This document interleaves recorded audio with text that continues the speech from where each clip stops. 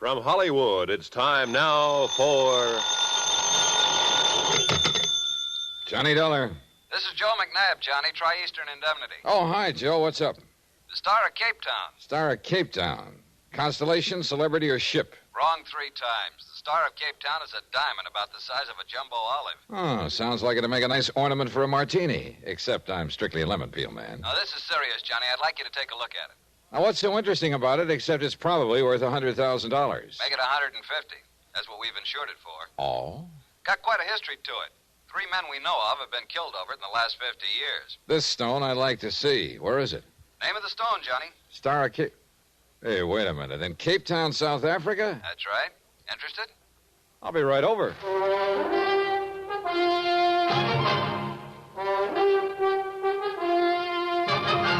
Tonight and every weekday night, Bob Bailey in the transcribed adventures of the man with the action-packed expense account, America's fabulous freelance insurance investigator. Yours truly, Johnny Dollar.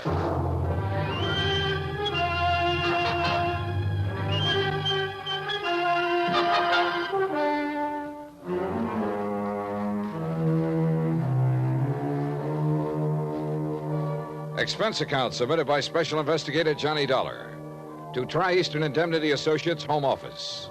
Following is an accounting of expenses incurred during my investigation of the Star of Cape Town matter. Expense account item 1, $1.50 cab fare from my apartment to the office of Tri-Eastern Indemnity Associates. Joe McNabb was waiting for me. Sit down, Johnny. Thanks. So what about the Star of Cape Town? Sounds interesting. You're interested, we're worried. What about? Ever hear of Andrew Lanning Forbes III? Forbes. Seems to me I've seen his picture in the papers a couple of times. International playboy type, isn't he? That's the one. He owns the Star of Cape Town now, inherited the stone after the recent death of his aunt. So? Johnny, like I told you, we've got that diamond insured for $150,000. But Forbes treats it like it was a 10-cent store hunk of costume jewelry. What do you mean? He carts it from place to place wherever he goes. Paris, Rome, the Riviera, you name it, he's been there. And so has the Star of Cape Town. Ooh, you mean that he keeps it in hotel safes, stuff like that, but that isn't good enough. We want him to put it in permanent custody somewhere. Yeah, I see your point. But he won't seem to listen to reason. And right now, it's a particularly bad period for us. How come? Forbes seems to be in one of his party-giving moods. He has them every once in a while. About 3 weeks at a time, a big party every night wherever he happens to be. Then he quiets down for a month or two. Yeah, probably resting up. But how come he's in Cape Town now? Who knows? Who knows why he goes anywhere he does? Oh, brother, sounds like a real character. Yeah, but what we want you to do is to talk him out of being a character long enough to put that diamond in a safe place and to keep an eye on it until he does. We got a plane reservation for you tonight at midnight. Tonight? Now, just a minute. Now, look, if it's the money you're worried about, don't be. This means a lot to us. We're willing to pay accordingly. Joe, you may not believe this, but I wasn't thinking about the money. Then what? Those 3 men who got killed over that diamond. You told me about them over the phone. Oh, that. Look, the diamond's 50 years old. Those 3 killings were 20, 30 years ago. Just the same, 3 is always a crowd. And I wouldn't like to see it increase by 1. Expense account item 2, $360 cab fare to my apartment to pack and then to the airport, where Joe McNabb met me and told me 3 tired jokes in 2 minutes in a very subtle attempt to keep my mind off the 3 dead men as he gently steered me to the plane. Item 3, plane fare to Cape Town, South Africa.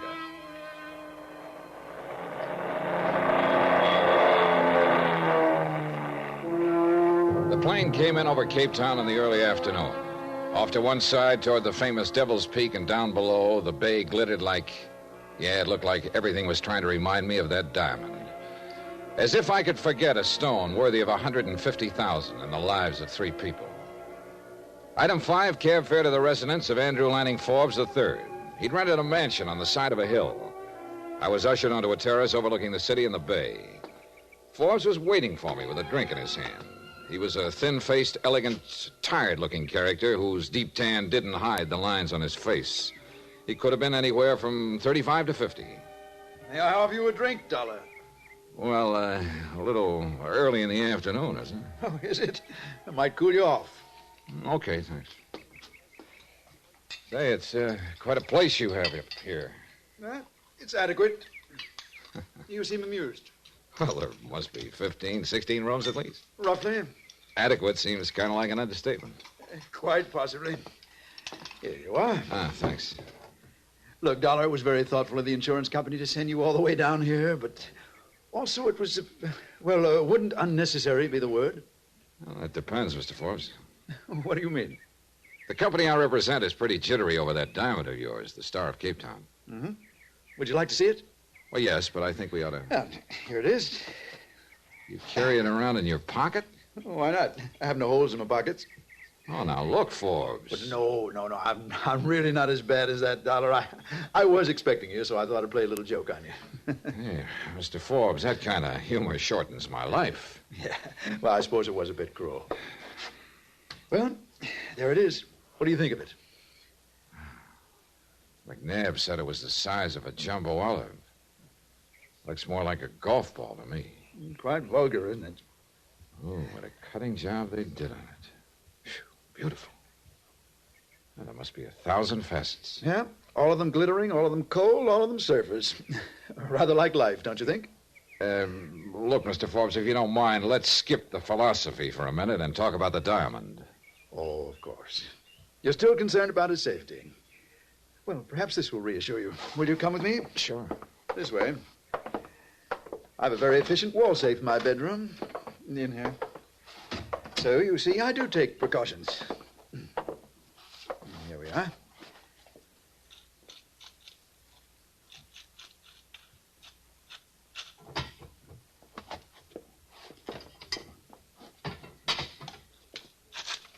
There. Are you reassured now? No. Your bedroom opens off the terrace. It'd be too easy for somebody to get at that safe. Very well, Mr. Dollar. After tonight, I shall place the diamond in a bank vault. That's the best news I've had all day. Yes. Tonight's party will be my last for a while. Party? For Agatha. Who's Agatha? Oh, she's my elder sister. She's on a world tour, arriving here in Cape Town later this afternoon. I'm going to surprise her. Hey, wait a minute. You came all the way here to Cape Town to throw a surprise party for your sister? Well, I wasn't doing anything else at the moment. Why not? Well, I could think of a couple of reasons, but they probably wouldn't sound convincing to you. Probably not. Although they probably would sound convincing to Agatha. Oh? Yeah, she and I are quite different.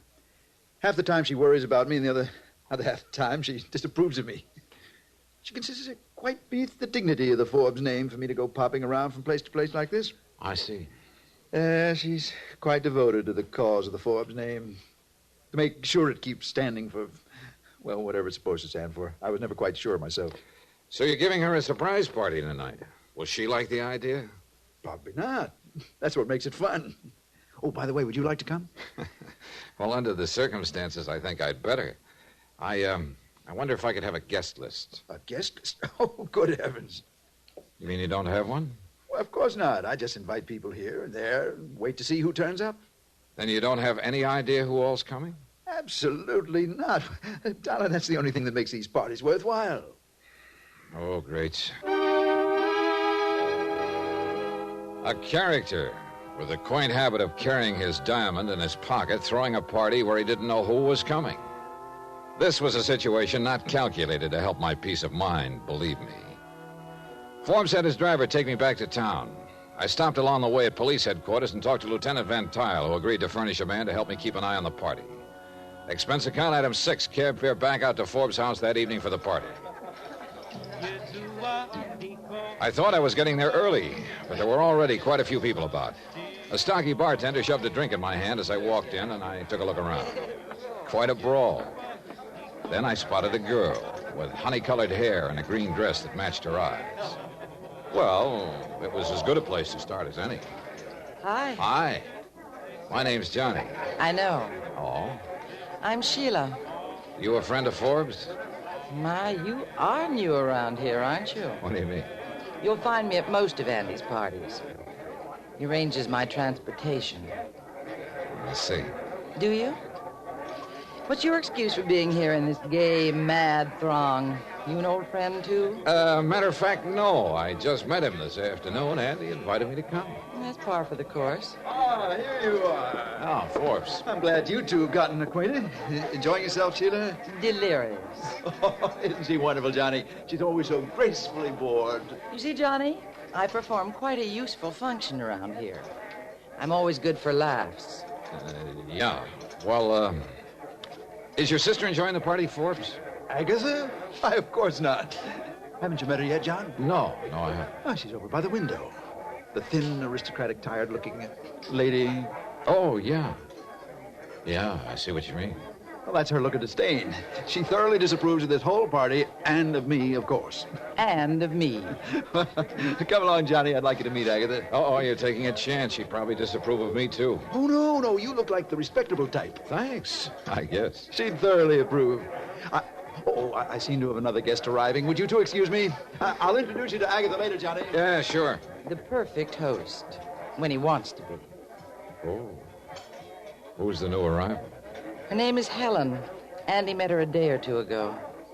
Well, I'll say this for her. Yes. Isn't she? Sorry. Don't be. I'm used to it. You know something, Sheila? I don't get you. Oh, I'm not so hard to figure out, Johnny. I think you are. You don't like these parties any more than Agatha. Oh, now watch it, Johnny. You start comparing me to her, and she's going to disapprove of you. Okay, but I still don't get it. You don't like the parties or Forbes' other friends, yet you keep... Tagging along. Yeah, I've got a perfect attendance record. Why? Well, I guess there's one obvious reason, but that would sound real corny. Maybe not. So let's just say that after you've been riding the merry-go-round long enough, standing on solid ground doesn't seem normal. Oh? Well, maybe if you keep riding that merry-go-round, you'll grab the brass ring someday. Don't bet on it. Sheila drifted over to the bar, where she sat quietly drinking the rest of the evening. I somehow felt sorry for her, but I knew she'd bought her own ticket to the merry-go-round, at least for the first ride.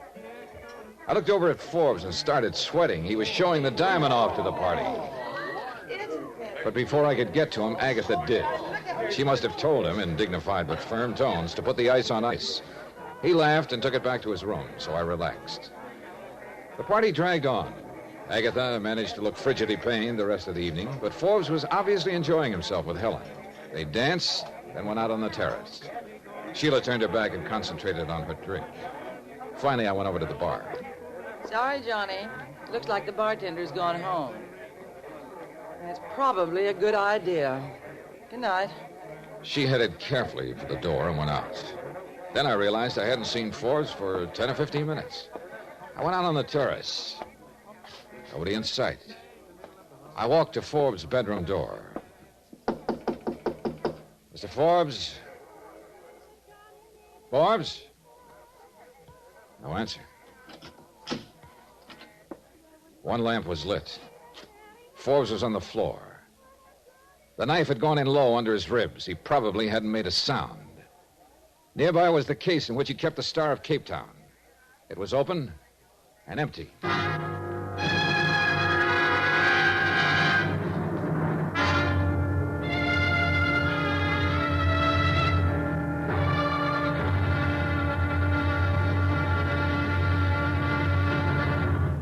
Now, here's our star to tell you about tomorrow's intriguing episode of this week's story. Tomorrow, a girl who was exciting, beautiful, and deadly.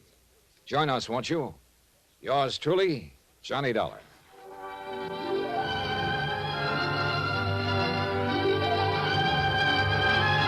Yours truly, Johnny Dollar, starring Bob Bailey, is transcribed in Hollywood.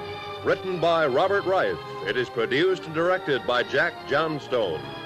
Be sure to join us tomorrow night, same time and station, for the next exciting episode of Yours truly, Johnny Dollar. Roy Rowan speaking.